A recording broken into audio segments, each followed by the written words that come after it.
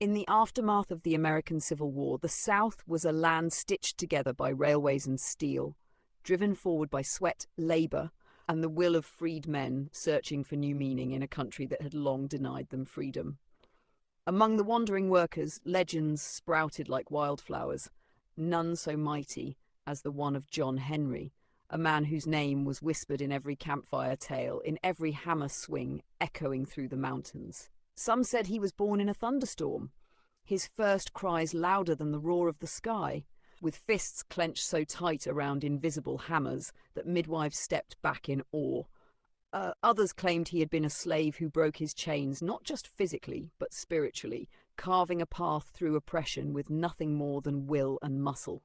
Wherever he came from, by the time he arrived at the Big Bend Tunnel project in West Virginia, he was already something more than man, a living myth with the heart of a warrior and the strength of 100. Towering and broad, he carried two 20-pound hammers over his shoulders like they were feathers, and when he swung, the ground itself seemed to pause. His rhythm, steady and perfect, was music. Music that drove steel into stone, that made other workers believe they could push through another day of blistering heat and impossible labor. He sang when he worked, songs that didn't just fill the air, but shaped it. Songs about freedom, struggle, and triumph. The man working on cold, unyielding rock trembled under his touch, not out of fear, but out of respect. For weeks John Henry toiled, his body never faltering, his spirit never dimming. Then came the day that the Iron Beast arrived. It came on wheels, puffing steam like a dragon, its gears hissing with an arrogance only man-made machines could carry. The railroad officials called it progress, the steam drill that would replace men and speed up the work. It didn't need brakes, it didn't need food, and it never got tired. To the suits in charge, it was a miracle of the modern age. To the workers, it was a threat, one that didn't just take their jobs, but erase their purpose. The murmurs of fear grew louder, especially among the men who had nothing else in the world but the swing of a hammer and the pride of honest work. John Henry listened. He stood tall as ever, staring down the iron monster with eyes that burned like firewood in a forge. "That machine may be made of steel," he said, his voice quiet but commanding, "but it don't have a soul." And with that, the challenge was born, not out of pride or anger, but necessity. A man must stand for something, especially when everything is trying to make him feel small. So the wager was set, man versus machine. If the steam drill beat John Henry through the mountain, the men would bow to progress. But if John won, then it would be known that flesh and blood still mattered more than iron and oil. The workers gathered, hopeful and tense, and the bosses smirked, confident in their creation. On the day of the contest, as the sun bled over the peaks and the mountain loomed like a silent judge, two tunnels stood open, one for man, one for machine. And when the signal was given, John Henry began. With a hammer in each hand, he attacked the mountain with a fury and grace that left men speechless. His muscles moved like poetry, each swing a verse, each breath a chorus. Dust rose around him in clouds, rocks shattered, and his voice sang louder than ever, not from his throat, but from his soul. Meanwhile, the steam drill chugged and ground its way into the earth, relentless and mechanical. It made no music, no poetry, just noise. But it was fast. The two drove forward, deeper and deeper into the mountain. Sweat poured down John's face. His shirt soaked, his hands bleeding, but he did not stop. His heart beat like a war drum. His lungs gasped for air, but his eyes never left the stone in front of him. The workers watching couldn't look away. They knew they were witnessing something sacred, a man refusing to be erased. Every inch he gained was a victory for all of them, for every forgotten labourer whose name history tried to leave behind. As the hours stretched, John Henry's pace never broke, though his body began to protest. His vision blurred, his arms trembled, and the song in his chest began to weaken. But still, he swung.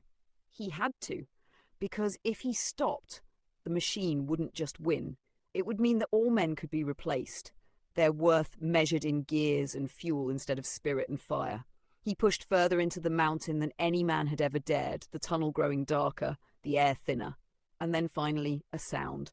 Light breaking through rock. He had reached the other side. He had beaten the machine. John Henry emerged from the tunnel barely standing, his chest heaving with ragged, rasped breaths, his face streaked with dirt, sweat, and the blood of torn calluses. The men erupted in cheers, their cries filling the valley, echoing off the rocks like thunder. The bosses stared in stunned silence, their smug certainty melted by the raw, undeniable truth of human will. John didn't smile. He didn't raise his fists in victory. He simply looked back at the hole he had carved with his own strength, then down at the hammers in his hands, tools that had been his brother's, his purpose, his voice. As he took a step forward, the weight of it all caught up to him. His knees buckled. He sank to the ground slowly, like a great oak bowing to the wind after centuries of standing tall. The men rushed to his side, calling his name. But even then, he smiled faintly, his voice barely a whisper. "Did I beat it?" he asked, eyes fluttering closed. "You did," someone replied, tears in their eyes. "You sure did." And with that, John Henry, steel-driving man, hammer-swinging legend, mountain tainsaw, breathed his last. They buried him by the tunnel he conquered, his hammers laid beside him like swords next to a fallen knight. But his death wasn't the end of his story. It was the beginning of a legacy that would stretch far beyond tracks and tunnels. From campfires to classrooms, his tale would be told, of a man who faced the future and refused to let it erase the past. In every generation, his story would rise again, whispered by the tired and the brave, sung by the working hands and the stubborn hearts. And though the machine continued on, building railways and cities, it never quite shook the memory of the man who stood in its path, not to stop it, but to prove that man matters. That strength isn't only found in muscle, but in heart. That being replaceable isn't the same as being forgotten.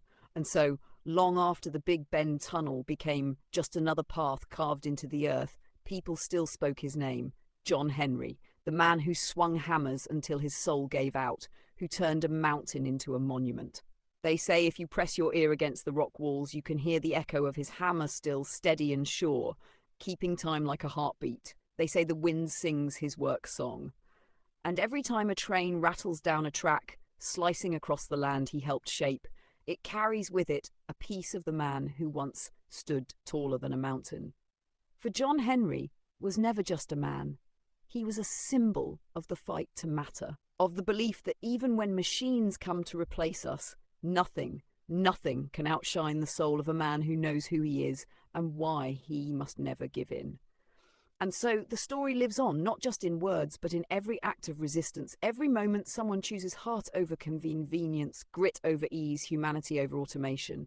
John Henry beat the machine, not just with muscle, but with meaning. He showed the world that true power doesn't come from steel, but from the unbreakable will of the human spirit. And that is why, to this day, in every corner of America where sweat meets soil and labor builds dreams, his legend lives, not in silence, but in the eternal ringing of hammers echoing across time.